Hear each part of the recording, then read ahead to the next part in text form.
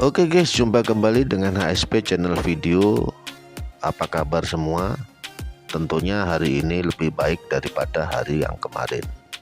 10 pertanyaan bikin penasaran buat maestro pelukis spanduk warung pecel lele. Hobi sebetulnya itu hobi, dan hobi itu ada itu semenjak masih belajar di tingkat SMP. Nah, pada waktu itu kita ada temen di SMP yang jago ngelukis, jago gambar dan sebagainya. Turnamen tingkat pelajar itu udah langganan sebagai juara kabupaten dan sebagainya. Nah, pada saat itu saya punya keinginan, rencana untuk membuat spanduk, karena pada saat itu aku kepingin buka pecel lele. Saya datangi mereka pada saat itu. Nah, sebelum tahun itu, tahun sekitar 86 kita lulus SMP, kita ketemu di tingkat SLTA pada waktu itu, dan pernah mengikuti ajang lomba porseni tingkat kabupaten, dan kebetulan kita berhadapan dari teman kita sendiri di teman SMP di tingkat SMA pada waktu itu. Nah, dimulai dari situ mungkin ada sebuah etika yang saling menghormati, karena pada saat tingkat SMA itu alhamdulillah saya memegang prestasi juara lomba lukis itu tingkat SLTA Kabupaten Lamongan. Nah, ketika saya datang ke rumahnya teman saya itu malah nggak mau, akhirnya dikasih arahan cat, alat-alat cat, alat-alat melukis dan sebagainya itu di Kota Surabaya. Mereka mengarahkan saya itu membuat spanduk sendiri pada waktu itu.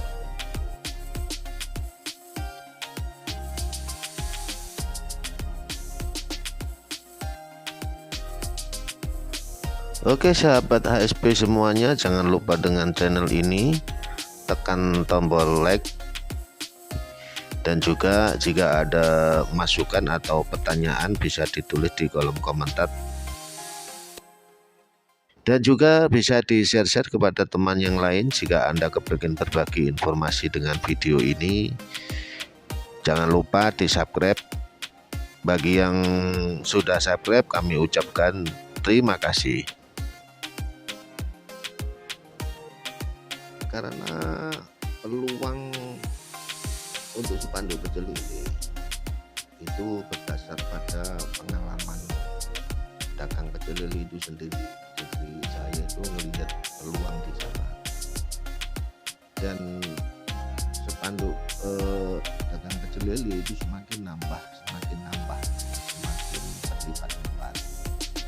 Nah, plus minusnya pedagang pecel lele itu yaitu tadi ada beberapa faktor. Bisa jadi dari faktor apa itu lingkungan. Kadang-kadang mayoritas pecel lele itu kan jualannya di trotoar dan sebagainya. Nah, di situ menyangkut kebijakan pemerintah, ada larangan berjualan di trotoar dan sebagainya. Nanti urusannya sama Trantip atau sama Satpol PP. Di tahun 1992 itu kita mulai dengan banyak hal, terutama kepingin usaha pecel lele itu tadi. Nah, prinsip saya pada waktu itu sambil jualan lele, saya punya target harus sekitar 700 orang. Kenapa kok 700 orang? Karena dalam perhitungan saya itu kepinginnya setiap sehari itu harus berhadapan dengan satu orang gitu. Makanya target itu harus saya peroleh. Kenapa demikian? Karena sifatnya spanduk itu tingkat keawetannya itu paling cepat itu 1 atau nyampe 2 tahun itu paling standar. Bisa jadi 4 tahun. Nah, kalau kita nggak punya standar ya bisa nanti setiap hari itu nggak bisa ada kerjaan. Nah, makanya karena kepinginnya itu profesinya itu bikin spanduk pecel lele harus punya target nyampe angka 700 orang. Alhamdulillah angka tersebut bisa nyampe. Terus faktor yang lain menyangkut masalah sewa dan sebagainya. Nah, umumnya kalau sewa itu menyangkut dengan harga sewa itu sendiri. Nah, kadang-kadang namanya warung kalau masih sewa itu masih dilematis. Artinya apa? Tidak bisa tenang. Kadang-kadang orang melihat warung kita rame, kadang-kadang yang punya rumah itu mau dinaikin atau dengan alasan nggak diperpanjang atau alasan dengan dijual dan sebagainya, itu sering terjadi. Makanya dari prinsip-prinsip seperti itu saya berpikir bahwa pecel lele itu rentan dengan